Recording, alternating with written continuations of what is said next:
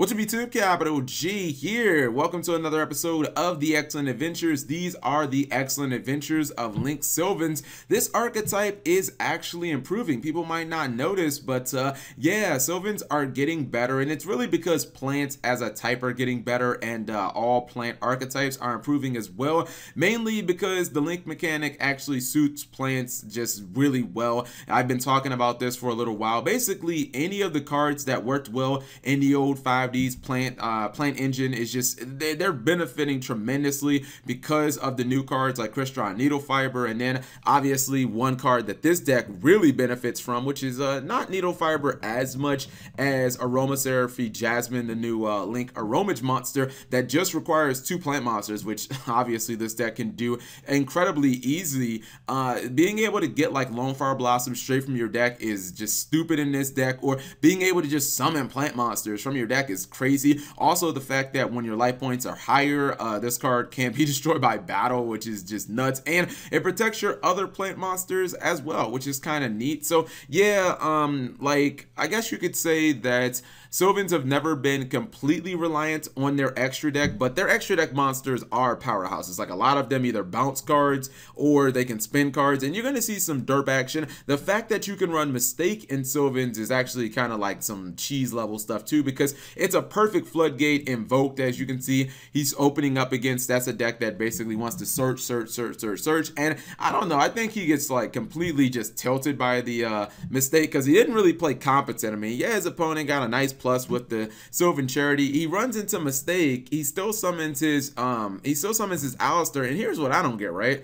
He goes into like the Meltdown Invoker. Like, why would you go into the Alistair Link monster? That was just a strange play. I mean, I guess he doesn't run any rank 4s. I mean, a simple Tornado Dragon would have gotten rid of this and he would have been able to like do something. But instead of using Instant Fusion for like Thousand Eyes Restrict, which at least could have sucked up this Koya, and then he probably could have used Spellbook of Knowledge on it to draw more cards to try and get some outs. He does this really weird play going for Raging, and then he like, oh my god, this was frustrating to watch.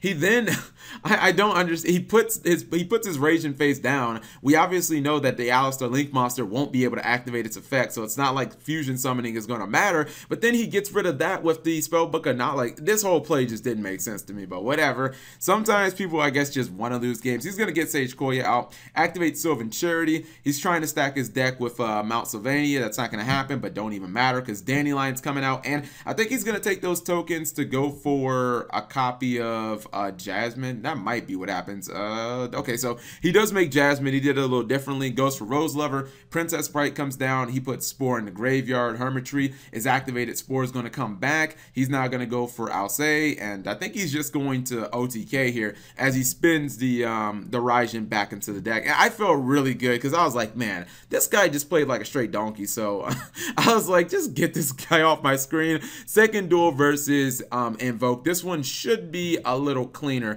I feel like he didn't play like a tool in this game. I think he's gonna, okay, so now wait, what? Now he goes for Thousand Eyes Restrict. All right, maybe he just plays like a tool in all games. Well, you know what, at least we can say that this was a competent play, but I just don't understand why he didn't go for the Thousand Eyes Restrict in the last duel, because he could have eaten up this Koya and still use Spellbook Knowledge on Thousand Eyes Restrict. That's why I love Thousand Eyes Restrict so much, because you can eat up a monster, and if you play Spellbook Knowledge, you can still draw cards off it, and if you don't, then you just go in the Link Rebo and you can, you know, stop an attack or whatever. But he's gonna negate the Dandelion with Merkaba. I feel like that was a fine move there, because I don't want to deal with Dandelion tokens, and that's just like, I'd rather just not.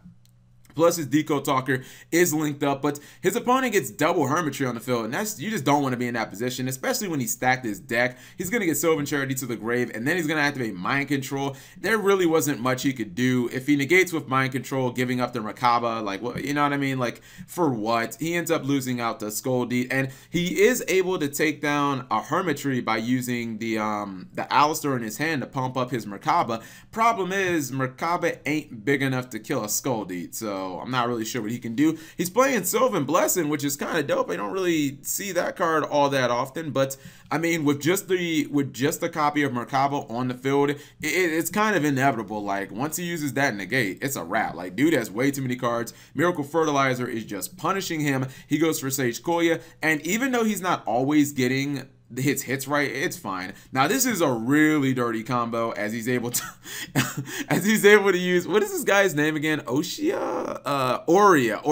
Aurea is a card that lets you excavate 3 cards, and then you can actually, I believe, bounce cards on the field equal to the amount of plants that were excavated. So the crazy thing is you can bounce cards on your side of the field as well. So it's actually just utterly stupid what you can do with it in Miracle Fertilizer, because if you bounce a card on your opponent's side of the field and then you bounce your fertilizer, you can obviously activate the fertilizer again because, you know, not a hard once per turn. Next up, we've got a duel versus Mekk-Knights. This duel was kind of back and forth. I feel like the Mekk-Knight player could have possibly won this duel, but I don't know. It seems like when you get your opponent down, man, you gotta put the foot on the throat. Otherwise, they get up, and you know, no Yu-Gi-Oh victory is assured until the fat lady actually sings. So he's gonna Kaiju the Hermitry first, and then he's gonna summon Azure Blue. Get a nice search there. He's gonna summon that big bug Kaiju. He's gonna run into a Stormy Mirror Force, so I don't think the Mirror Force did all that much. I mean, it stopped them from doing battle damage. And well, I guess it's nice because he got a mistake off the top. So next turn Azure Blue, or next time Azure Blue tries to summon itself, it won't be searching anymore. And this is where you see Sylvan's trying to fight back. He's gonna make Titanic Galaxy, which is actually not good at all, as he has no spell cards in his opening hand, or no spell cards in his hand currently. He's gonna go for Malsylvania. That's gonna get hit with Ghost Ogre. That, as much as that was a good hit, it still does leave Miracle Fertilizer open, and he still has the Titanic Galaxy on the field. Maybe you might want to have saved that Titanic, or like saved it for the Titanic Galaxy, just to try and get that off the field. He has Grinder Golem though, shout outs, Lithium. Grinder Golem should be able to get him back in this duel, but as I told you, the second he goes for Azure Blue, it is probably just, yeah, mistake's going to be activated. He goes for Skull Deep. I don't know if it might have been better to go, honestly, for, no, I guess actually wouldn't have been as good. It would have bounced Hermitry, but that's it. He is actually able to come back here, and this is why I said that the Skull Deep, I guess the Skull Deep was the right play, and he looks like he was coming back. He's going to activate Miracle Fertilizer. Nope, he's going to activate Jar of Avarice first. Now Miracle Fertilizer. And he's going to go Hermitry. Let's see if he gets lucky. Oh my goodness. That just hurts. That hurts you so bad, because you just feel, if you're the Jack Knight player or Mekk-Knights, you feel like you were coming back, and then to have your opponent not only mill or excavate a plant card, but for it to be like Dandelion and give him 2 tokens, and then on top of that, the 2 tokens actually just turn him in, like those turn into a Jasmine that can't be destroyed by battle because he has more life points. Like that's soul crushing, man. Soul freaking crushing. Now he's gonna spin, and I believe all he has is the yellow one, which, what is that gonna do? It can't even kill Jasmine because his life points were higher. And as long as he's gonna have that Miracle Fertilizer on the field, I don't see Mekk-Knights actually winning this. I mean, he can't stop it with Ash Blossom. He should be able to activate the effect of the which one? This one is Alcay. Yeah, Alcay. He activates Alcay's effect again, spinning the Yellow Bloom, Golden Blossom. Okay, I think it was Yellow Bloom in the OCG. If he spins Golden Blossom, basically the game's over. And then the last one is against Subterrors, who I feel like made a super questionable play in the beginning of the duel. You see that not only is he going second, well, I guess you don't know that yet, but he's gonna go second, and he opens with Evenly Matched. So I was like, bro, anytime you open to Evenly Matched, looking pretty good if your opponent doesn't put any negation, on the field. And this is all he did, right? So he put the copy of Naturia Beast on the field. He has Malsylvania, and then he set a card. Is it me, or is this not obvious? Enter battle phase, in battle phase, activate Evenly Matched. Like, what? Why would you not try that? I mean, where's your opponent gonna be main decking Solemn Scolding? He's gonna have that Mind Crush set or something like that. I have no idea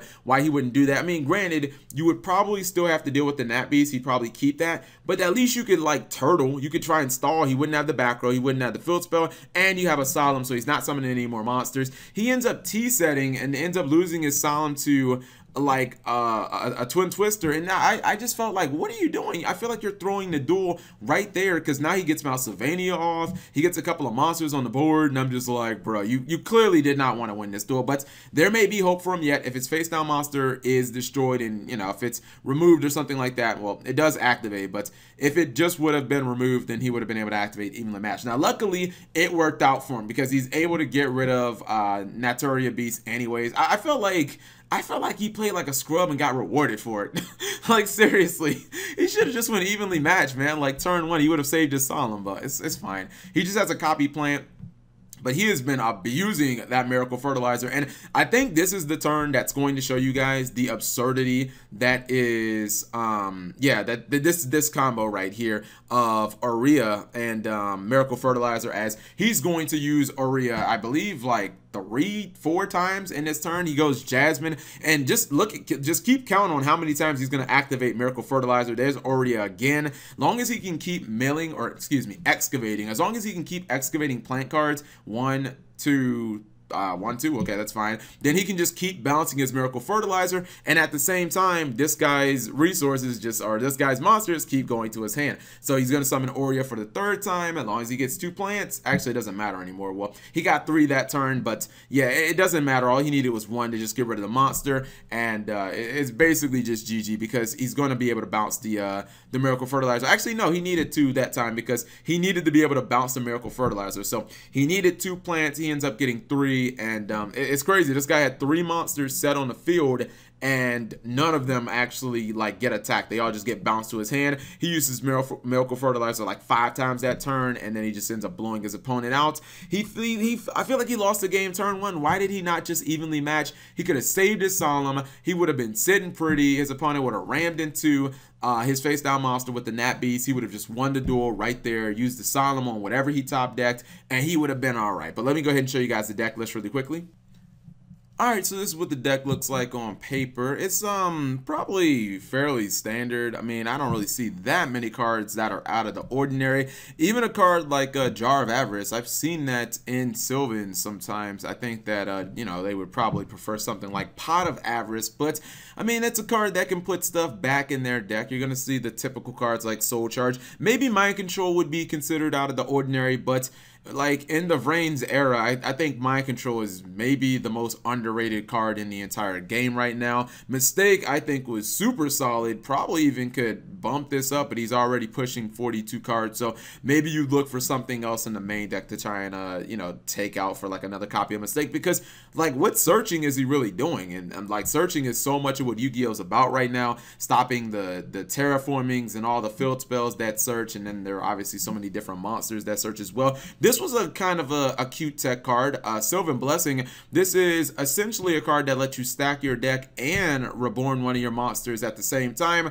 I mean, it can't be abused like he did with Miracle Fertilizer, but it is some interesting tech. It does summon the monster back, and that monster is unaffected by other card effects that turn, so your opponent can't like go so grid or something like that. So it's a nice little tech, but I don't really think it needs much explaining. I mean, for the most part, you're just going to be summoning your big Sylvan Exceed monsters. You're going to be going into Jasmine. You don't need Crystron Needle Fiber in this deck, because you're not guaranteed, like when you have 2 plant monsters on the field, you're not guaranteed that one of them is going to be a tuner. Also, summoning a tuner in this deck is not as good as like summoning Lone Fire Blossom, and you want to be able to take like your Dandelion tokens and instantly convert those into a Link monster rather than having to rely on tuners. I mean, there are tuners in this deck. Don't get it twisted, because he does have Spore, he has Copy Plane, he has Glow Bulb, but you don't want to just be specifically relying on the tuners. So the plant Link monster of choice in this deck, well, Crystron Needle Fiber, I don't even think it's a plant, but you get it. The Link monster of choice in this deck is Jasmine, and then probably Scolded after that. Maybe he could probably run something like a Borreload Dragon instead of a Vermilion Dragon Mech, because I don't know, I feel like Borreload Dragon is just like ridiculous, and so many cards struggle against it, but I guess that's kind of up to you guys.